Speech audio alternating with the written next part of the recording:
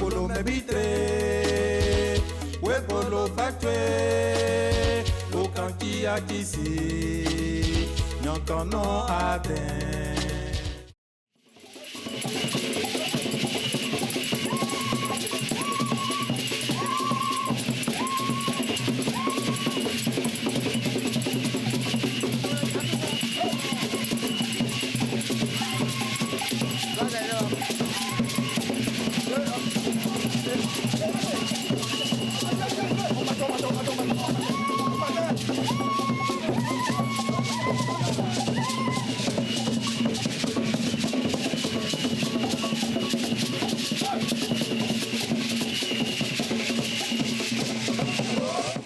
Bonjour, mesdames et messieurs. Soyez les bienvenus à votre émission Culture et Développement. Culture et Développement vous transporte aujourd'hui dans un village appelé Adiopo-Doumé. Adiopo-Doumé est à cheval entre la commune de Yopougon et la commune de Songo. Aujourd'hui, vous saurez tout de ce village au travers des réponses aux questions qui vous seront données tout à l'heure. La première phase aujourd'hui va concerner spécifiquement l'installation de ce village. Mais vous savez que nous sommes dans un village et nous ne pouvons pas être dans un village et déroger aux règles élémentaires de ce village. Nous allons tout de suite demander les civilités, les nouvelles et procéder à la libation. Djapo à quoi? À Transia. Djapo à Transia. Djapo à Transia. Nana Transio. À quoi t'es à Transio? Roko Amane. Moi? Attention non. Nyaga bolo o la ofe. Ncheki onyo salo ba jebo dume kube. Le bato ba on sur ya, on palo. Ah non.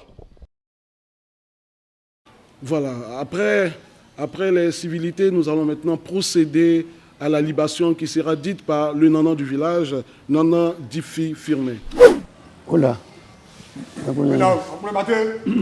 Oula les gens. Je vais vous dire que je vais vous dire à ce moment-là. Donc, on a comme on le voit, on a un bateau. Le roux va en camp, va en camp. Vous que vous êtes mais comme on est, il faut être prime. C'est pas comme on le voit, on voit pas mon lolo coupé, bolo coupé. Amen. Amen. Je suis avec mes premiers invités pour cette série d'échanges. Cette série d'émissions culturelles et de développement. Alors je voudrais les présenter. Il s'agit de M. Akounian Djako et de M. Djokré Loba Charles.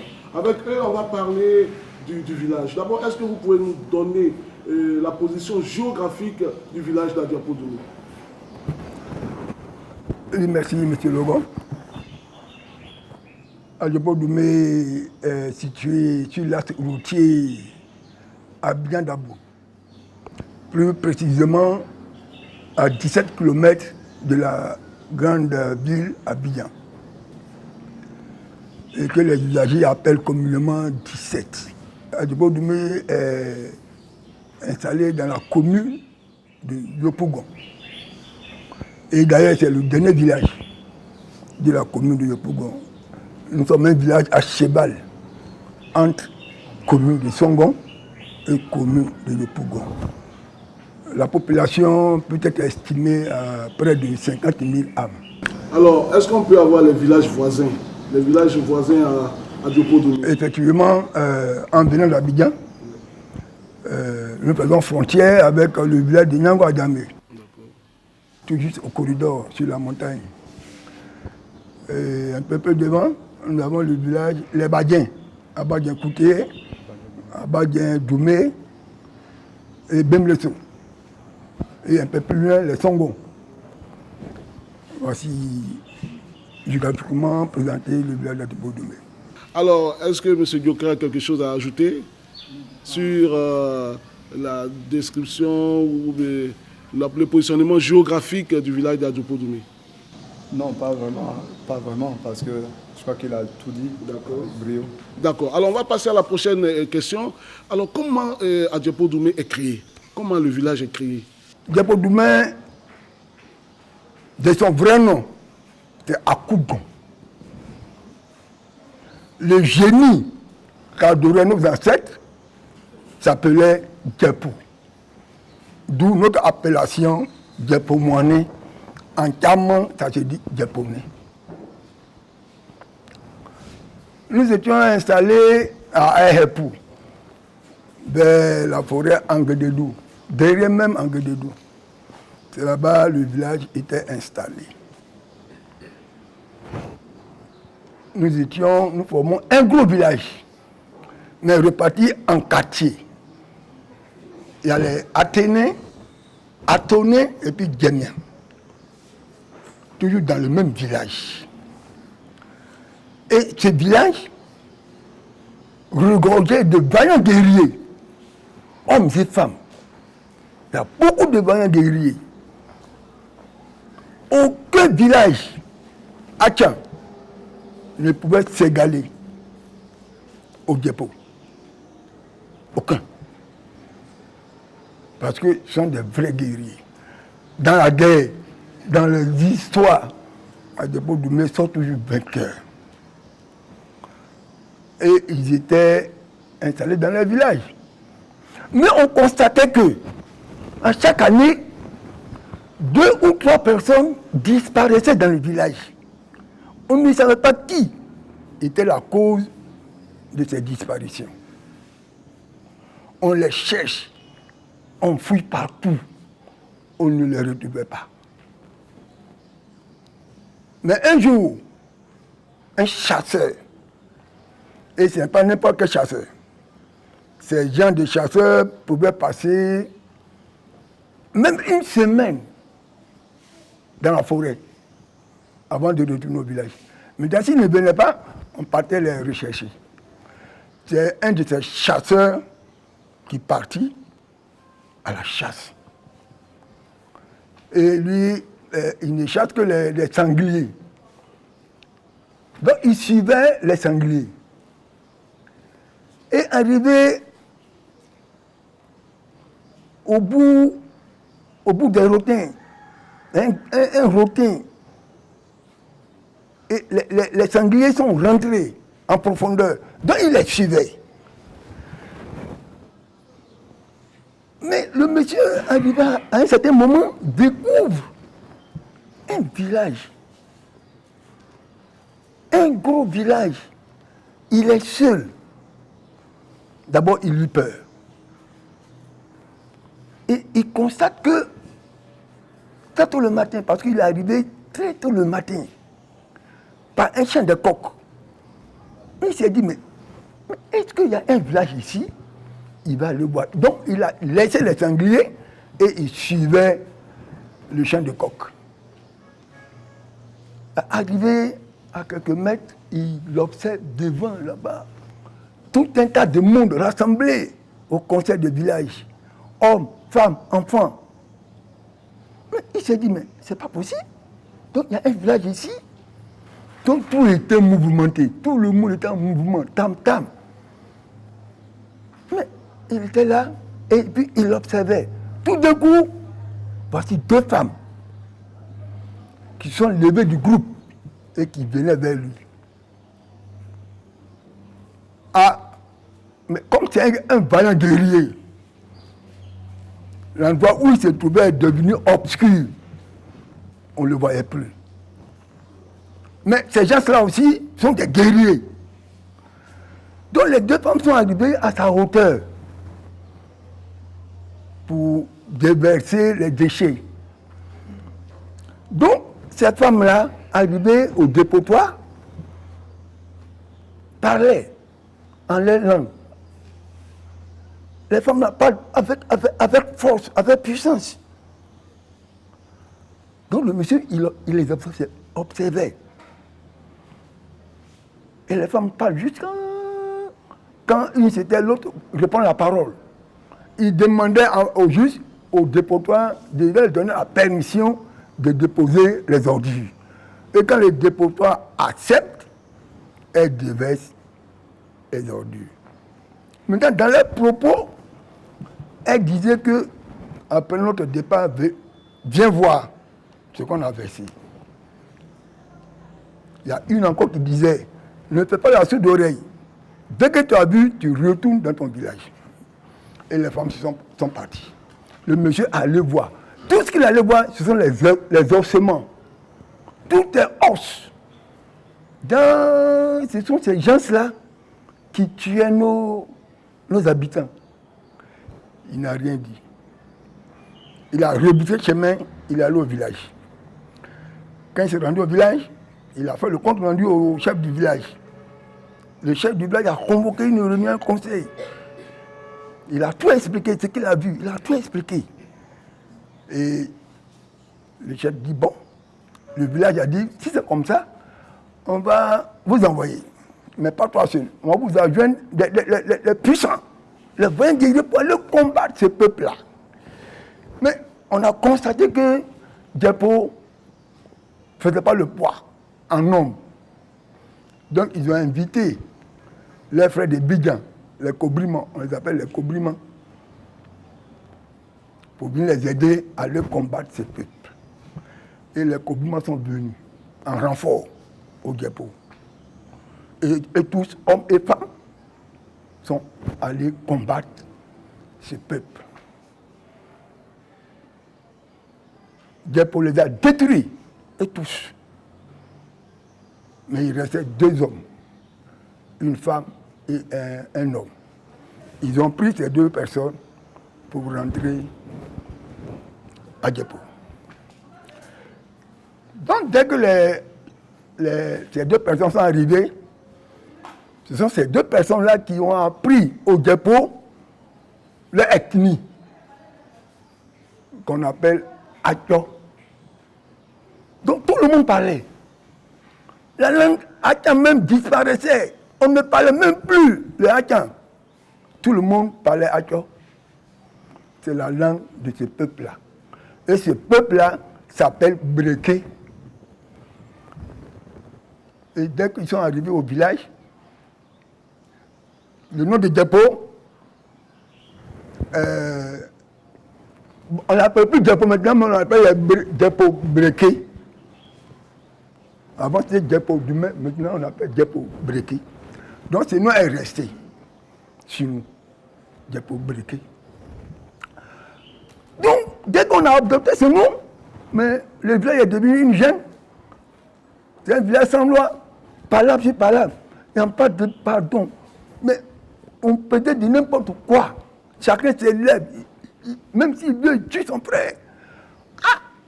Le chef a convoqué une réunion. On dit non. C'est 2 personnes qu'on a envoyées là. Et puis on a adopté leur nom là. C'est à cause de ça que tout cela est répercuté sur nous. Allez, tuons-les. On les a envoyés au conseil des villages. Et Djeponais les a tués.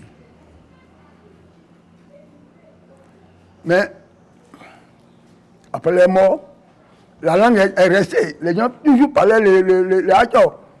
Ils ont dit non, ils ont pris une loi. On dit à part d'aujourd'hui, personne ne parle cette langue.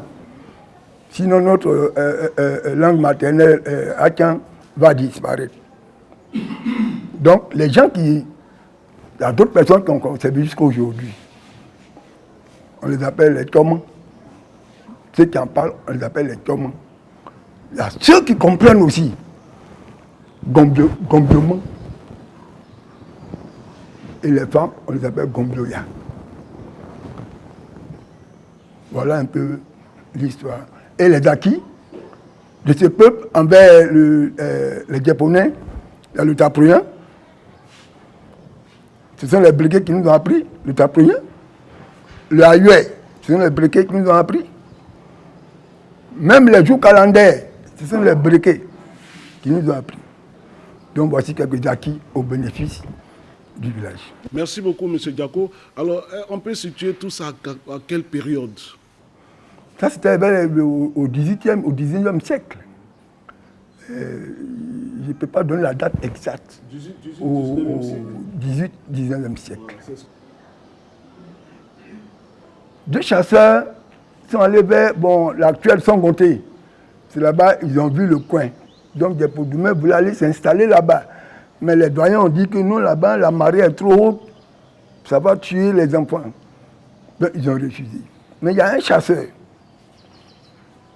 qui a vu l'actuel site Ostrom. Alors, vous dites que vous aviez pour allier les cobrimans. À ce jour, quels sont vos rapports entre vous? Les rapports existent toujours. Quand on a des manifestations, même, on les invite. Et souvent même, il y avait une année, et je me rappelle bien, on était jeunes. Même le nana d'aujourd'hui peut témoigner. Il allait d'Aproyan à Tekoubé. Donc nos relations existent toujours. Quand on a des difficultés, on les fait appeler. Nous sommes venus nous imprégner de l'histoire de ce village. Et puis, au niveau du village, je voudrais savoir, M. Yako, comment se fait la désignation des chefs du village? Déjà, je pense qu'avant de parler de la manière de lire un chef, il faut faire une précision. En pays à Tchang, il y a des dénominations qu'il faut maîtriser avant de pouvoir s'y entrer. On fonctionne en termes de génération et en termes de catégorie. Comme nous savons, nous avons 4 générations et dans chaque génération, nous avons 4 catégories. Et la désignation du chef commence par la génération sortante. Une fois qu'on sait comment fonctionne déjà le système en pays à Tchang, on va se dire que les prétendants au pouvoir sont mis à l'épreuve d'un système, parce qu'en fait, il s'agit d'un processus. La désignation d'un chef est un processus. Chaque catégorie choisit en son sein un représentant. Selon leurs propres critères, ils choisissent un représentant. Chaque catégorie, il y en a 4, donc on va se retrouver avec 4 prétendants à la chefferie. Et ces 4 personnes, avec leurs qualités et leurs défauts, vont être mis à l'épreuve de la génération sortante, qui a déjà manipulé le pouvoir, qui connaît la canne du pouvoir et qui peuvent leur donner des leçons, des compléments d'exercice du pouvoir.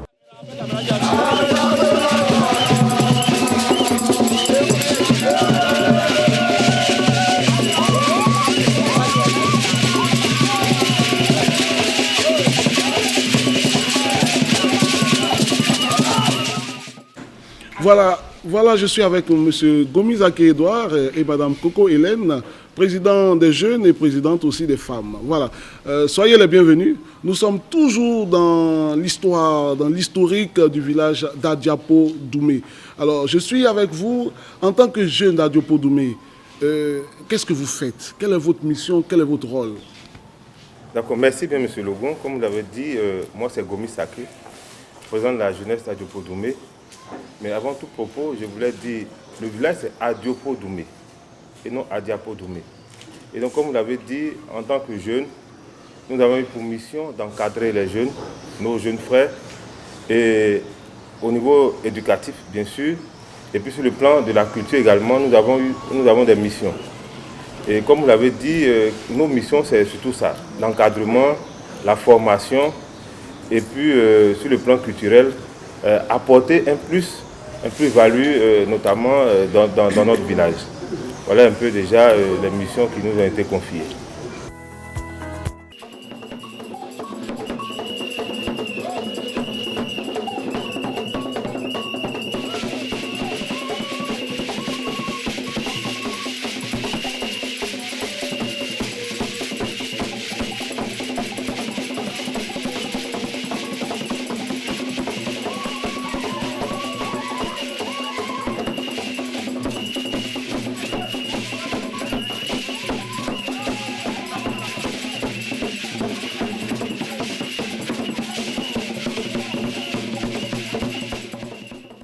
Nous sommes dans l'univers du village d'Adiapo Doumé. Nous avons l'honneur d'être avec le chef du village en personne et avec ses différents notables, notamment M.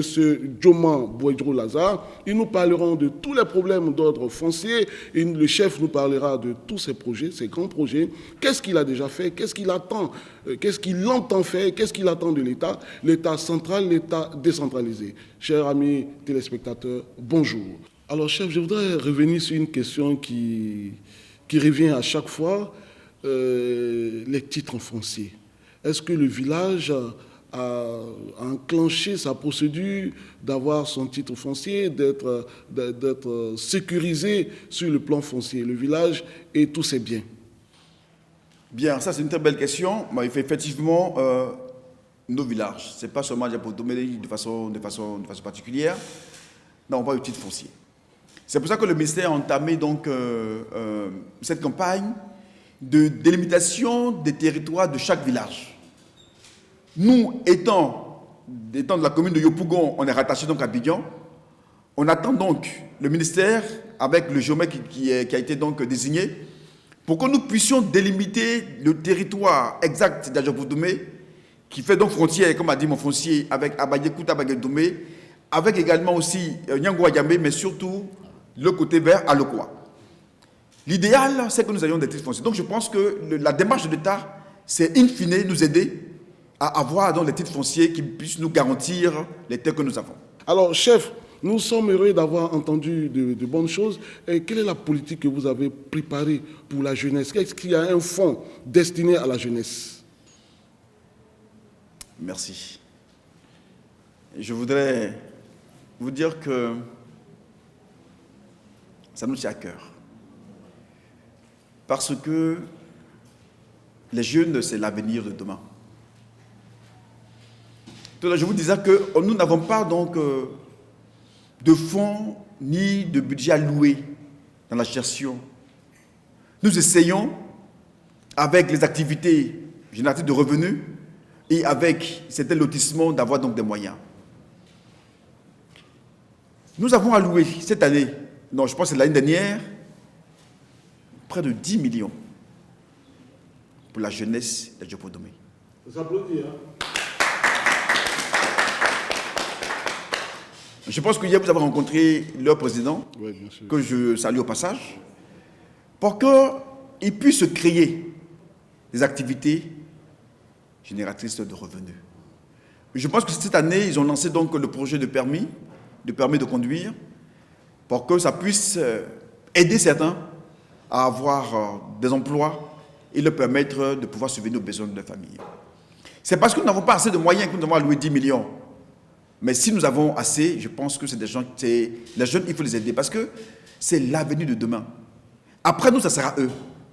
Donc il faut qu'ils soient bien formés, il faut qu'ils aient des activités leur permettant de soutenir leur famille pour qu'ils puissent se détourner un tant soit peu de ce fléau mondial qui est la drogue, parce qu'un enfant, un jeune qui ne fait rien, le lien entre l'inactivité et la prise de la drogue, il n'y a qu'un pas. Ouais. Malheureusement. Je sais que dans mon village, il en existe. Et je le dis, je n'ai pas assez de moyens pour les occuper tous. S'il y a des opérateurs qui peuvent nous aider à créer des emplois pour ces jeunes, ça sera une très bonne chose. Aussi bien pour nous, du village, mais également pour l'État de Côte d'Ivoire. Alors je pense que le message est entendu. Chef, aussi on nous a entendu, on nous a fait dire qu'il y a aussi un projet avec le district d'Abidjan. Est-ce qu'on peut avoir une idée? Oui, mais ce projet, c'est un projet que je voulais donc saluer les Doubo en passant. Il s'agit, n'est-ce pas, d'un cimetière municipal. Mais les contrats qui ont été signés entre le village et le district d'Abidjan est arrivé pratiquement à expiration.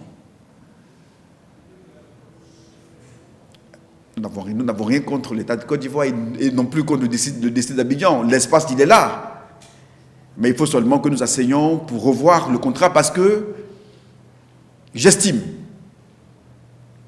que même si nos parents ont cédé de l'espace, il faudra, dans le contrat, y mettre les avenants. Malheureusement, ce n'est pas à notre temps. Il faut y mettre des avenants. Il faut que le district d'Abidjan, qui va occuper donc près de 90 hectares de notre superficie pour en faire un cimetière municipal, puisse aider le village à plusieurs niveaux. Au niveau de la jeunesse, au niveau des femmes et même dans le fonctionnement du village. 83 hectares, c'est pas rien. Vous me direz, mais ils ont payé. Oui, je sais qu'ils ont payé. Mais en fait, la terre, en principe, la terre, elle nous revient toujours. Depuis que nous qui sommes sur cette terre. Donc, je profite de votre antenne pour dire au district, Je veux les rencontrer. Je veux les rencontrer et je voudrais que dans ce contrat, on y mette un avenant. Mais cet avenant-là, ça va être de notre jeunesse. Voilà, je pense que je voudrais saluer au passage monsieur le ministre-gouverneur, monsieur le ministre Cissé Bakongo. Je pense que c'est un ministre qui est très attentif aux choses du peuple Atchan. Je vous dis coucou au passage, monsieur le ministre-gouverneur. Alors, on va revenir tout de suite à la Tamboya. On va demander à la Tamboya de venir. Alors, qui va expliquer un peu sa tenue? Bon, parce que le chef a dit que c'était l'occasion aussi de mettre en exergue la richesse de la famille. Voilà. Alors, qui est chargé de décrire un peu la Tamboya, son nom? Elle va se présenter. Parce qu'à la fin, quand on va sillonner, on va retenir toutes les Tamboyas pour un concours où on va trouver absolument quelqu'un pour nous aider. Elle a habillé de manière majestueuse le dimanche lors de sa sortie. D'abord, elle a couché quand? Ça fait combien de temps qu'elle a couché? Elle a couché, ça fait 3 mois. 3 mois, d'accord. Approchez un peu, oui. Pendant ces 3 mois, elle reste dans la maison. D'accord. Et le jour dédié pour sa sortie de maternité, elle s'habille en pagne traditionnelle. Marchez un peu, la Tamboya. Bon, on nous a dit qu'elle doit rester 3 mois à la maison pour être bien nourrie. Pourquoi cela? Alors pour terminer, nous voudrons remercier Business 24, nous voudrons remercier aussi toute l'équipe technique qui a travaillé, notamment Guy Christian, nous voudrons remercier Marius Seri et remercier l'inégalable Anassé Florent, qui est le réalisateur de l'émission. Nous voudrons remercier le village d'Adiopo Doumé, la chefferie Tchagba, avec à sa tête le chef, le responsable foncier, et tous ceux qui ont porté ou prêté une attention particulière pour le succès de cette cérémonie. C'était Florian Logan.